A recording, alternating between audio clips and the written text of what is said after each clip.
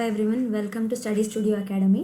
So previous ಸೆಷನಲ್ಲಿ ನಾವು ಇವಾಗ objectives of teaching and natures of ಟೀಚಿಂಗನ್ನು ನಾವು ನೋಡಿದ್ದೀವಿ and that two levels of ಟೀಚಿಂಗನ್ನು ಕೂಡ ಕವರ್ ಮಾಡಿದ್ವಿ.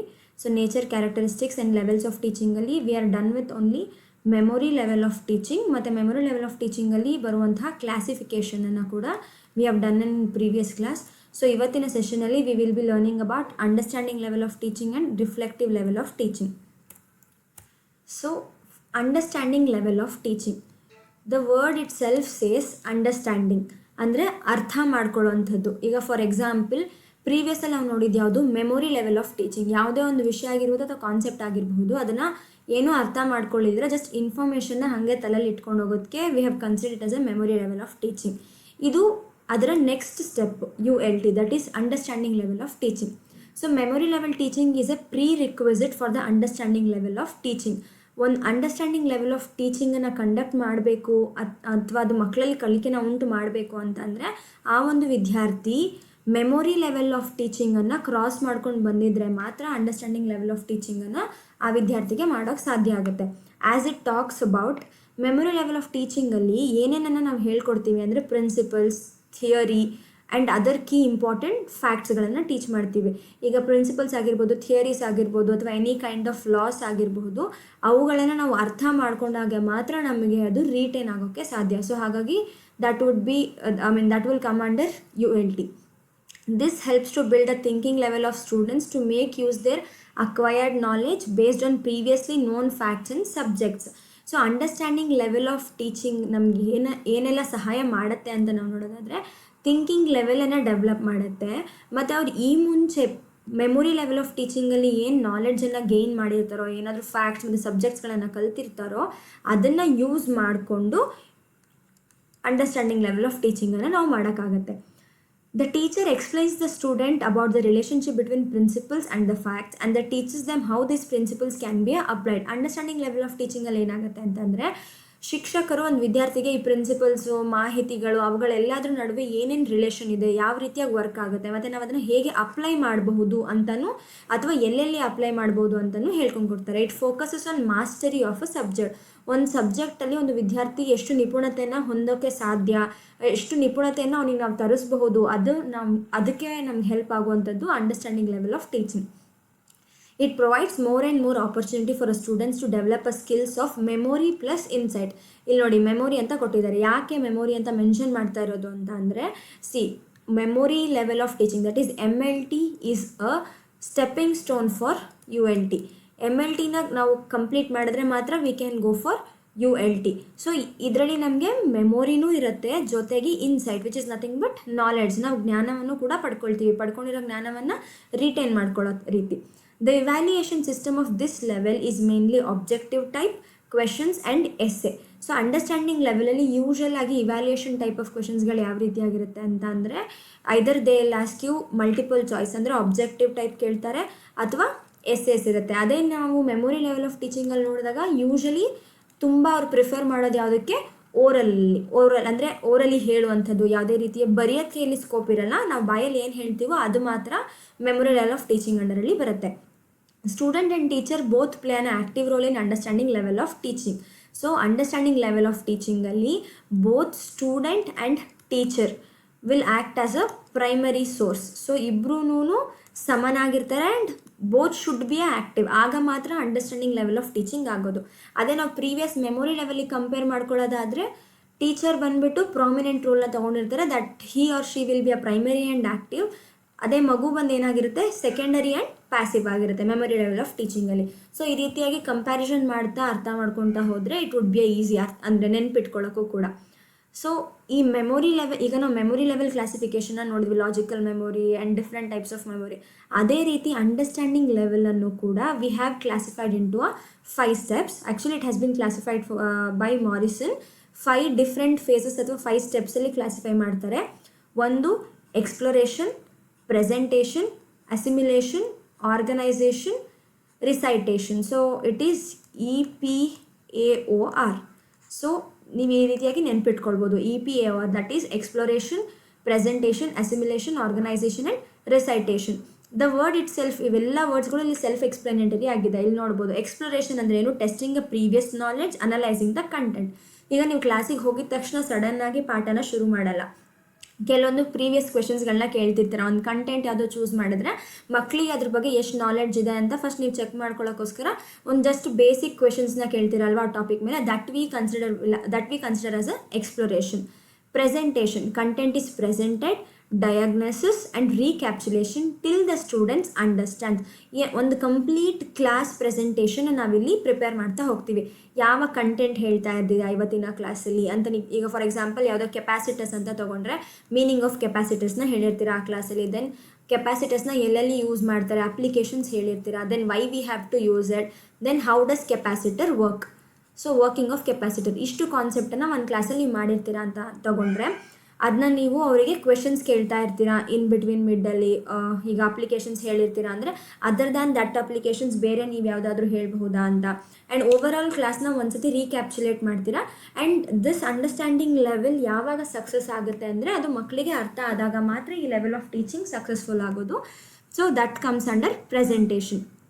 Next is assimilation, generalisation, individual activities, working in library, the test of content. So generalisation, individual activities. ಈಗ ಲ್ಯಾಬಲ್ಲಿ ಏನಾದರೂ ಈಗ ಫಾರ್ ಎಕ್ಸಾಂಪಲ್ ಈ ಕೆಪಾಸಿಟರ್ ಕಾನ್ಸೆಪ್ಟನ್ನೇ ನೀವು ಕಂಟಿನ್ಯೂ ಮಾಡ್ತೀರಾ ಅಂತಂದರೆ you will give a capacitor for a student. ಅದನ್ನು ಯೂಸ್ ಮಾಡ್ಕೊಂಡು ಒಂದು ಸರ್ಕ್ಯೂಟ್ ಬಿಲ್ಡ್ ಮಾಡೋಕ್ಕೆ ಹೇಳುವಂಥದ್ದಾಗಿರ್ಬೋದು. ಮತ್ತು ಅವ್ರು ಇಂಡಿವಿಜುವಲಿಸ್ಟಿಕ್ ಆಗಿ ಯಾವ ರೀತಿಯಾಗಿ ಅದನ್ನು ಉಪಯೋಗಿಸ್ತಾರೆ ಅಂತ ನೋಡುವಂಥದ್ದು. ಮತ್ತು ಅವರ ಒಂದು ಕಂಟೆಂಟ್ ನಾಲೆಡ್ಜನ್ನು ಟೆಸ್ಟ್ ಮಾಡುವಂಥದ್ದು, ಅಂದರೆ ಯಾವ ರೀತಿಯಾಗಿ ನಾಲೆಡ್ಜು ಅಸಿಮಿಲೇಟ್ ಆಗಿದೆ ಅಂತ.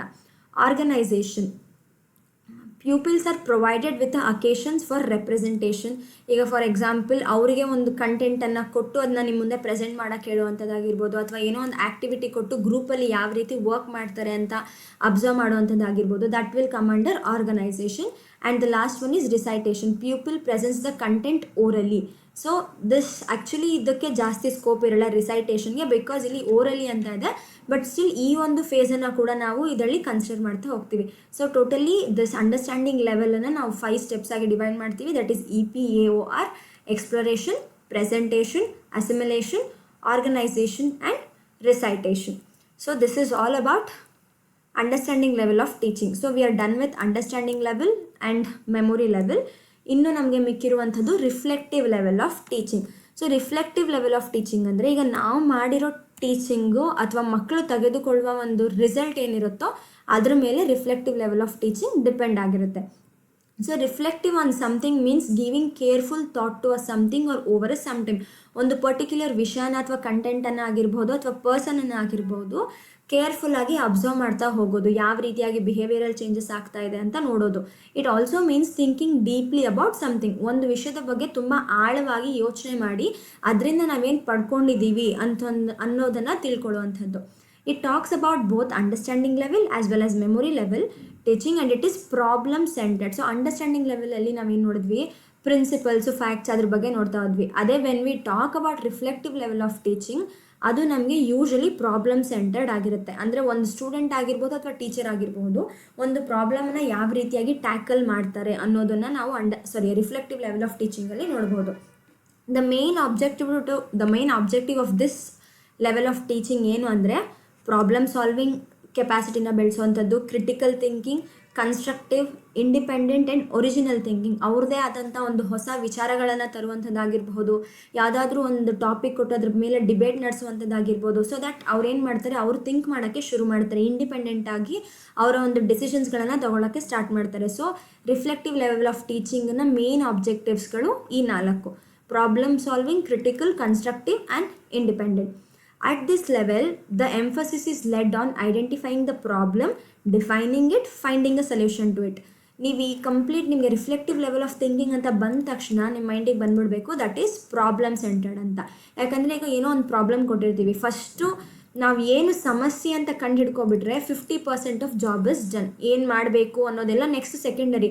ಎಕ್ಸಾಕ್ಟ್ ಪ್ರಾಬ್ಲಮ್ ಏನು ಅಂತ ಗೊತ್ತಾದರೆ ನಾವು ನೆಕ್ಸ್ಟ್ ಪ್ರೋಸೆಸ್ನ ಕಂಟಿನ್ಯೂ ಮಾಡ್ಬೋದಲ್ವಾ. So 50% of job is done when you identify the problem. Once ಪ್ರಾಬ್ಲಮ್ನ ಐಡೆಂಟಿಫೈ ಮಾಡ್ಕೊಂಡ್ಮೇಲೆ ಏನು ಮಾಡ್ತಾರೆ, ಆ ಪ್ರಾಬ್ಲಮ್ನ ಡಿಫೈನ್ ಮಾಡ್ತಾರೆ. ಈ ರೀತಿಯಾಗಿದೆ ಅಂದರೆ ಆ ಪ್ರಾಬ್ಲಮಿನ ಆಳ ಎಷ್ಟಿದೆ ಅಥವಾ ಅದನ್ನು ಯಾವ ರೀತಿಯಾಗಿ ಟ್ಯಾಕಲ್ ಮಾಡಬಹುದು ಅಂತ. Then you will find the probable solutions. ಈಗ ಏನೋ ಒಂದು ಈಗ ಫಾರ್ ಎಕ್ಸಾಂಪಲ್ ನೀವು ಕಾಲೇಜ್ಗೆ 7:30ಗೆ ರೀಚ್ ಆಗಬೇಕು ಅಂತ ಇರ್ತೀರ ಅಂದ್ಕೊಳ್ಳಿ, but you will reach by 7:45. So what's your problem? Coming late to school is a problem ಅಥವಾ coming late to college is a problem? ಅದು ನೀವು ಐಡೆಂಟಿಫೈ ಮಾಡ್ಕೊಂಡಿರ್ತೀರ. ನೀವು 7:45 ಬದಲು 7:30ಗೆ ಬಿಡಬೇಕು ಅಂದರೆ 7:30ಗೆ ರೀಚ್ ಆಗಬೇಕು ಅಂದರೆ ನೀವು ಮನೇನ ಇನ್ನೂ ಒಂದು ಸ್ವಲ್ಪ ಅರ್ಲಿ ಬಿಡಬೇಕಾಗುತ್ತೆ. ಅಥವಾ if you are coming by any public vehicles ಅಥವಾ ಅದು ಬಿಟ್ಟು ಬೇರೆ ಬೇರೆ ಆಪ್ಷನ್ಸ್ಗಳನ್ನು ನೀವು ನೋಡ್ತೀರಾ. ಅದರಲ್ಲಿ ಯಾವುದು ನಿಮಗೆ ತುಂಬ ನೆಗೆಟಿವ್ಸ್ ಕಡಿಮೆ ಇರುತ್ತೋ ಅದನ್ನು you will choose it as a solution. So probable ಸೊಲ್ಯೂಷನ್ಸ್ನ ಫೈಂಡ್ ಔಟ್ ಮಾಡ್ಕೊಳ್ತೀರಾ, ಅದರಲ್ಲಿ ಒಂದನ್ನು ಫೈನಲೈಸ್ ಮಾಡೋ ರೀತಿಯಾಗಿ. The students original thinking and creative abilities develop this level. So ಈ ಒಂದು ಪರ್ಟಿಕ್ಯುಲರ್ ಲೆವೆಲಲ್ಲಿ ಏನಾಗುತ್ತೆ, ಸ್ಟೂಡೆಂಟ್ಸು ಒರಿಜಿನಲ್ ಆಗಿ ಥಿಂಕ್ ಮಾಡೋದು ಮತ್ತು ಅವ್ರ ಕ್ರಿಯೇಟಿವ್ ಅಬಿಲಿಟೀಸ್ನ ನಾವು ಹೆಚ್ಚು ಮಾಡಬಹುದು. At this core active and primary while teacher becomes secondary and passive. So ಈ ಒಂದು ಪರ್ಟಿಕ್ಯುಲರಲ್ಲಿ ಏನಾಗುತ್ತೆ, ಮಕ್ಕಳು ಪ್ರೈಮರಿ ಮತ್ತು ಆ್ಯಕ್ಟಿವ್ ಆಗಿರ್ತಾರೆ, ಸೆಕೆಂಡರಿ ಆ್ಯಂಡ್ ಪ್ಯಾಸಿವ್ ಆಗಿರುತ್ತೆ. ಮೆಮೊರಿ ಲೆವೆಲ್ ಆಫ್ ಟೀಚಿಂಗಲ್ಲಿ ಮಾತ್ರ ಟೀಚರ್ ಬಂದುಬಿಟ್ಟು ಪ್ರೈಮರಿ ಆ್ಯಂಡ್ ಆ್ಯಕ್ಟಿವ್ ಆಗಿರ್ತಾರೆ. Understanding level of teaching and reflective level of teaching RLTಯಲ್ಲಿ teacher and teacher will be a primary and not teacher, student will be a primary and active. When we talk about teacher, they will be a secondary and passive. In reflective level of teaching, Hunt is the main proponent. It includes ULT and MLT. This is called problem centered teaching. The same again, it goes like that itself. The students are assumed to adopt some sort of research approach to solve a problem. Classroom environment is to be sufficiently open and independent. This is very much required. ಈಗ ಏನೋ ಒಂದು problem ಕೊಟ್ಟಿರ್ತೀವಿ and at the same time ಆ ಒಂದು ಪ್ರಾಬ್ಲಮನ್ನು ನಾವು solve ಮಾಡೋಕ್ಕೆ ಅಷ್ಟೇ ಫ್ರೀಡಮನ್ನು ಕೂಡ ಕೊಡಬೇಕು.